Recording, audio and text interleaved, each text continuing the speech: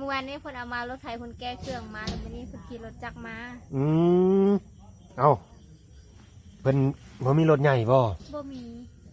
แก้เส้นรถไถมาอ๋อมีแต่รถไถแม่นอ๋อเขาเจ้าก็ยังบ่มีทุนเนาะแม่นมันบ่มีเงินทุนแบบว่าสิซื้อรถแบบว่ารถใหญ่หุ่นออกหุ่นใดเนี่ยนะพี่น้องเอ้ยไว้แก่ของแต่ว่าราคาตีพระเฮาก็พอฮู้ไปคร่าวๆแล้วแหละมันก็แพงก็ว่าและตอนนี้ยังก็แพงแต่สมัย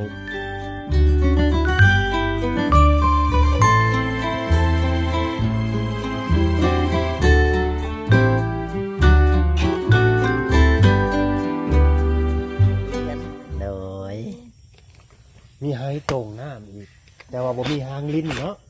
มันก็เลยได้น้ำบ่ลายพี่น้องน้ำหน่อยบ่แม่นจักตกจักเถื่ออะไรจังสิเต็มไฮนี่นะน้ำก็ดียังเป็นตกจักเถื่อเด้อจังสิเต็มไฮโอเคเดี๋ยวสิสัมภาษณ์ให้นะเบาๆหน่อยเด้อเบาๆให้หน่อยเตียงนี่แต่หึงเลยบ่แม่นน้ำไม้นี่ออกอยู่บ่น้องเดือนไม้ออกอยู่ไอ้มาเมื่อนั้นก็เอาตัวนี้แหละแกงให้เอาเป็นซะบ่แม่นแล้วก็อันปนกับน้ำไม้ไหลแน่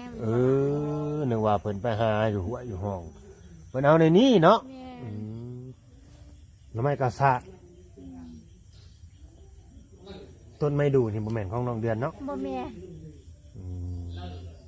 เพราะมันอยู่นอกเขตนอกหัวเลยเนาะแม่น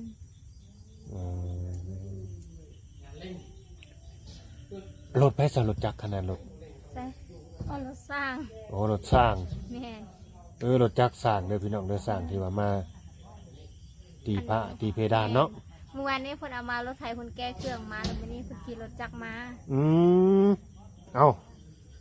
เพิ่นบ่มีรถใหญ่บ่มี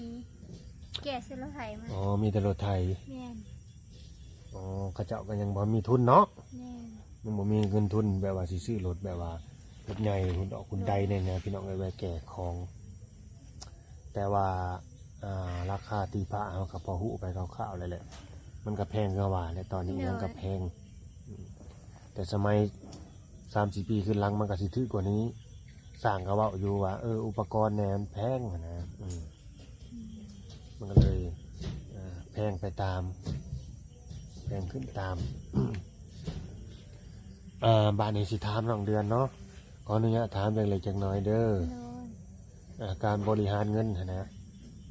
คิดว่าสิพอบ่น้องเดือนโดยพออยู่ตีผ้ากับห้องน้ำ2ห้องเนาะโดยพอเนาะเพราะว่าอันแห่ทรายก็ไปแก่เอาเองบ่ได้เอามาส่งเพราะว่ามันมาส่งบ่ได้เป็นไดคือว่ามาส่งบ่ได้ทางมันเปื้อนเขาว่าฝนตกแล้วเขามาส่งเอารถยังไปแก่เนาะเอารถไถให้นะว่าเอาไปแก่ให้แล้วก็เติมน้ำเมืองน้ำมันให้เพิ่นแล้วก็จ้างเพิ่นนำเนาะแม่นเขาสั่งไว้แต่ดนแล้วแต่เขามาแล้วแต่ก็เขาเจ้ายังบ่มาส่งเขาว่าส่งบ่ได้ฝนตกยามนี้เอาอันนี้ก็ต้องเล็กทยอยเฮ็ดเทละเล็กเทละน้อยเพราะว่าฝนตกอันนั้นก็สิเป็นเคาะงัวเพิ่นพี่น้องเอ้ยมงหญ้าแพะคือว่าหญ้าคายเรียบร้อยแล้วของงัวก็ดิเนาะเอามาส่งอันนี้ก็ยังครบยังฝามันเพราะว่าเขาก็ย่างนี่ยามนี่โดยแม่นปกติห้องน้ำนี่ที่ว่ามันล่าซ่านี่คือสร้างเพิ่นคาดำนาบ่คาวิยะติดต่อรายสร้างแล้วเขาจะว่าแล้วดำนาพุ่นแล้วจังมาเฮ็ดให้ได้โอ้สร้างได้ก็มีแต่ว่าไปแนวนั้นแม่นมันยากเลยเนาะแม่นแล้วนาผลนี่สิยากเลยยากได้พี่น้องเลยต้องรอในจังน้อยอันนี้แต่ว่างบประมาณหรือว่าจำนวนเงินนี่เฮาพร้อมแล้วเดี๋ยวแต่สร้างบ่พร้อมสร้างบ่พร้อมพี่น้องแต่ว่าแต่ว่าเงินพร้อมแล้วสร้างบ่พร้อมต้องรอก่อนแล้วแฟดไปเปิดอะไรแฟดเขาคือเปิดว่ะมันเป็นยังมันคือเปิดแล้วมันเข้าไปนั่นแล้วมันเปิดเนาะพอเข้าไปในกี่ไฟแล้วมันเปิดนะพี่น้องมันเปิดโดยอัตโนมัติแม่มันมืดแล้วมันเปิดเองเราได้ของแท้จริงๆแล้วนั่นกี่ไฟมันมืดเลย มันตากเสื้อผ้าเพิ่นก็ตากไปนำอันนี้เนาะคืนนี้หลอกไว้บ่ขี้ไผนี่ก็ดี แม่นมันมีเครื่องไส้นี่แหละถ้วยบวงนี่ โดยแต่ก็บ่มีของมีค่าเนาะ แม่น เคยมีอยู่บ่คนมางัดมาแงะน้องเดือน บ่มี บ่มีเนาะ แม่น เดี๋ยวก็สิไปงัดอันยังเอาถ้วยบ่เนาะ อย่าเอาเถื่อไปใช้เข้าเขาไปจ้ะมีแล้วมันบ่ได้มีเขามีคาเนี่ยก็มีอยู่สำหรับเฮา อืมหลายคนก็ถักถามกันเข้ามาพี่น้องเอ้ยคอมเมนต์กันเข้ามาต่างๆนานาว่านมไทยสูงวัยเพิ่นว่าเป็นสั้นสิเสร็จลายเนาะแทงเข็มนี่สบายเลยเลือกเอาโลดสิเอาเช่นได้ บัดกำเขาแน่ๆมันบ่มีได้บ่เห็นเลยเห็นได้ในประเทศเส้นฟูเท่าอะไรได้หลายปีเลยคอมเมนต์เข้ามาต่างๆนานาว่าเรื่องเงินไว้ในเด้อจังสันจังสิเรื่องเงินไว้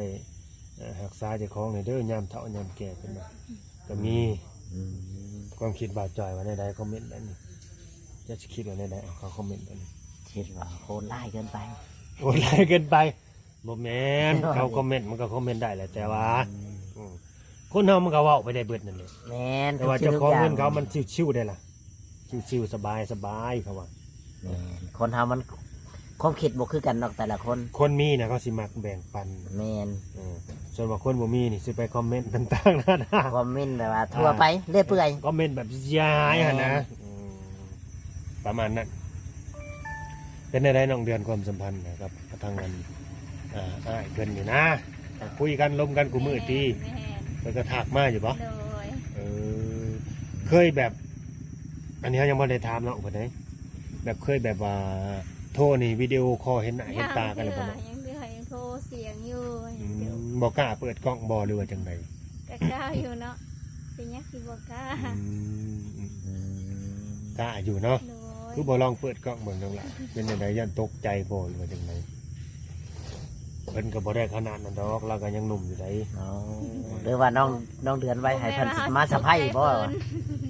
คนแบบว่าเพิ่นก็แบบบ่ได้ถูกเวียกถูกงานนะเพิ่นก็ยังหนุ่มอยู่60อยู่60แต่ว่าคนบ่ได้เฮ็ดเวียกงานหนักบ่ได้ปล่อยโตคือทางเฮาหั่นนะ เลย ว่าทางเฮา60นี่พอไปทิพย์ได้บ่าวจ่อย พอไปเผาเลย ก็ว่าตรงๆก็พอไปเผาเนาะ แม่นถ้าว่าคนถูกได้ แม่น ถ้าว่าคนธรรมดานี่ก็ยังอยู่ ยังหนุ่มยังแน่นยังหน้าตาดีแต่ถ้าดูแลเจ้าของเด้ เลย ถ้าพูดที่ว่าถูกเด้อน้องเดือนเด้อถูกปล่อยตัวนี่พอไปเผาง่ายใช่บ่ตรงๆใช่นี่บ้านเฮา เรา น่ะ ก็เห็นอยู่คนเดียวว่า 60แต่พอไปเผาแล้ว แม่นแท้จริงว่าอายุก็บ่ได้ว่าปานนั้น แต่ว่าร่างกายมันไปก่อนหน้าตา แบบข้าเจ้าสู้เด้ซะปล่อยตัวหั่นน่ะ สู่เวียกสู่งานความลำบาก ทุก ทุก คน อย่า เฮาง มันต้นทุนชีวิตคือกันเนาะมันถูกเวียกถูกงานหั่นน่ะประมาณนั้นอันนี้เว้าอันนี้คือบ่ได้เว้าให้ บ่ได้ว่าให้ผู้ใด หนึ่งเด้อพี่น้องเด้อแต่ว่ารวม รวมมิตร รวมมิตรหรือบางที่ก็เฮาผู้หนึงก็สิมีแนวนั้นนะต่อไปอนาคตเด้ซะบางทีเนาะ เขาก็ว่าบ่ได้อันนี้ บางทีอนาคตแบบถูกยากนะลำบากข้างหน้านะก็ ไผมองบ่เห็นดอกอนาคตน่ะ มันบอกแต่เขาสุดท้ายก็สิติกมันเองมันสิวายแล้วนะประมาณนั้นพี่น้องเอ้ย เรามองบ่เห็นแต่นี่นะ โอเคแล้วพี่น้องเอ้ยเธอหน้าเธอในก็การเป็นโทรมาก็ลองเปิดกล้องเลยลองหลาเด้อลองเบิ่งเนาะ เซ็บๆติ ลองเบิ่งจะน่าบัดสิเห็นแต่รูปในไลน์นะก็ยังเห็นตัวจริงกันแน่แบบนี้นะสิให้แต่เพิ่นเห็นน้องผู้เดียวบ่ได้ได้คือนั่นนี่เพิ่นเบิ่งน้องอยู่หั่นนะ แม่น ก็ยังให้น้อง เราก็เห็นอยู่ โดยก็ยังให้น้องก็ยังให้น้องเห็นเพิ่น ใน แบบตัวเป็นๆนี่นะแบบ แม่น ภาพติงเนี่ยเคลื่อนไหวแน่